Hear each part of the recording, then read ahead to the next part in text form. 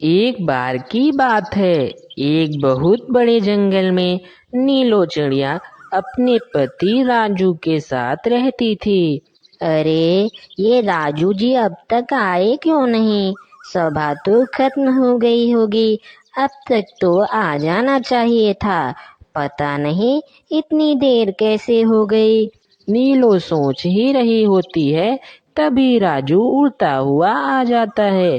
अरे, आ गए आप? इतनी देर कैसे हो गई आपको? अरे नीलो, सभा बड़ी देर तक चली थी। सभी पक्षी वहां आए थे, पर कल्लू भैया नहीं दिखे। क्या? पक्षियों के लिए ये सभा कितनी जरूरी होती है और कल्लू भैया गए ही नहीं। अच्छा, सभा में क्या क्या बात हुई? कोई नई खबर पता चली क्या? हाँ नीलो, मौसम के जानकार पक्षी कह रहे थे कि इस बार बारिश जल्दी आएगी। अरे, ये तो बहुत चिंता की बात है। हमने तो अपना घोंसला भी नहीं बनाया है। हम बारिश का सामना कैसे करेंगे? हाँ नीलो, चिंता की बात तो है। इतनी जल्दी हम कैसे अपना घर बना पाएंगे। अगर कल से काम शुरू कर दें तो 2-3 दिन में हमारा घोंसला जरूर बन जाएगा। सही कहा नीलो, मैं कल से ही जाकर घर बनाने का सारा सामान ले आऊंगा। फिर हम अपना काम शुरू कर देंगे। हमें घर बनाने के बाद खाना भी तो इकट्ठा करना पड़ेगा। बारिश में हम खाना लेने बाहर तो जा नहीं सकते। हाँ, बिल्कुल सही कहा जी आपने। सुबह होते ही राजू सामान की तलाश में निकल पड़ता है। वो लकड़ियाँ और घास फूस इकट्ठा करने लगता है। सारा सामान इकट्ठा हो गया, अब घोंसला बनाना शुरू करना चाहिए। फिर दोनों घोंसला बनाने में लग जाते हैं। कुछ ही घंटों में उन्होंने घर का ढांचा तैयार कर लिया था। दोनों बहुत खुश थे। घर का ढांचा तो तैयार हो गया है राजू जी। हाँ नीलो, अब हमें इस पर घास फूस की परत लगानी पड़ेगी। दोनों घास फूस की परत लगाने जा ही रहे होते हैं, तभी वहाँ कल्लू आ जाता है। कल्लू एक आलसी कौआ था जो हरदम काम से जी चुराता था। वह राजू से कहता है, अरे राजू, तुम अभी से अपना घोंसला बनाने में लग गए। अभी तो बारिश का दूर दूर तक पता नहीं है, तुम अभी से इतनी मेहनत करने लगे। अरे भैया, आप सभा में नहीं गए थे। मौसम के जानकार पक्षियों ने यह बताया है कि बारिश जल्द ही आने वाली है, इसलिए हमने सोचा अपना घर तैयार कर लेते हैं। अरे, वो तुम्हें पागल बना रहे हैं। अभी बारिश नहीं होगी। वो पक्षी खुद भी पागल हैं और तुम्हें भी पागल कर रहे हैं। अच्छा भैया, इसमें पागल बनाने की कौन सी बात है। इसी बहाने हमने अपना घर भी तैयार कर लिया। बारिश कभी भी हो, हमें कोई दिक्कत नहीं होगी। यह सुनकर कल्लू को जलन होने लगती है और वह वहां से चला जाता है। उसके जाने के बाद नीलो राजू से कहती है, कल्लू भैया कितने भोले हैं, इनको अपना घर बना लेना चाहिए। तुम तुरंत सब पर विश्वास कर लेती हो नीलो, जो बहुत बुरी बात है। कल्लू भैया भोले नहीं, आलसी और कामचोर हैं। ऐसा नहीं बोलते राजू जी, वो हमारे अपने हैं। हम तो उन्हें अपना समझते हैं, पर वो हमें हर बार धोखा देते हैं। इधर कल्लू घूमते घूमते एक पेड़ पर पहुंच जाता है।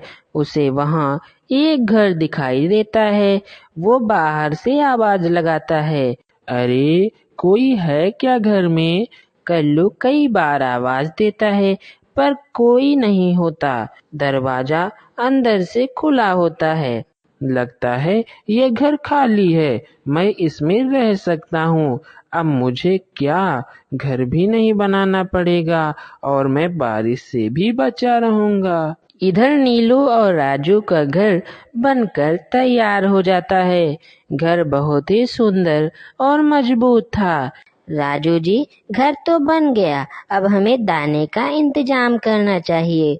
हाँ नीलू, चलो अब दाना ले आते हैं। इस तरह दोनों घर में काफी अनाज इकट्ठा कर लेते हैं, जिससे उन्हें बरसात में कोई दिक्कत ना हो। ऐसे ही दिन गुजरने लगते हैं और एक दिन बहुत तेज बारिश होने लगती है।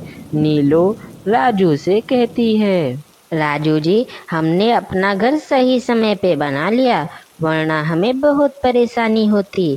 देखिए, बाहर कितनी तेज बारिश हो रही है। हाँ नीलो, तुमने बिल्कुल सही कहा।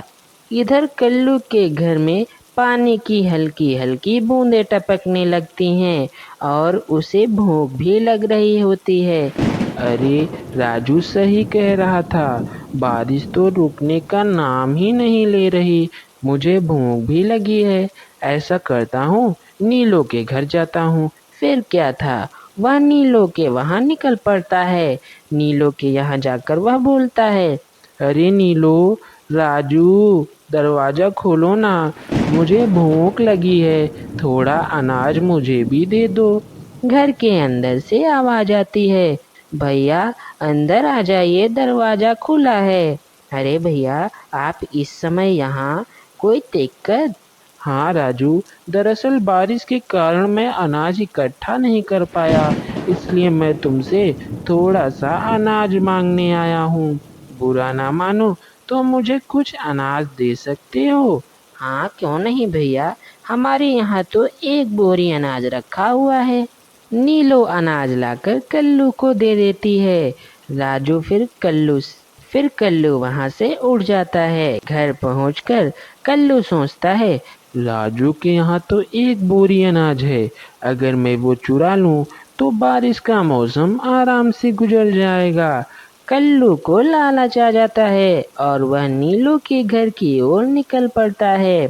घर जाकर वह देखता है कि सभी सो रहे हैं। वह अनाज की बोरी उठाकर उड़ जाता है, लेकिन बारिश की वजह से बोरी इतनी भारी सी हो गई थी कि कल्लू बोरी लेकर उड़ ही नहीं पाता और धड़ाम से नीचे गिर जाता है, जिससे उसका पंख टूट जाता है। वह उड़ भी नहीं सकता। कल्लू को अपने गलत कामों की सजा मिल जाती है। अगले दिन मौसम साफ हो जाता है। राजू और नीलू को पता चलता है कि उनका अनाज चोरी हो गया, पर मौसम साफ होने के कारण वे फिर से अनाज की तलाश में निकल पड़ते हैं। इस कहानी से हमें यही सीख मिलती है कि गलत कामों का फल हमेशा गलत ही मिलता है।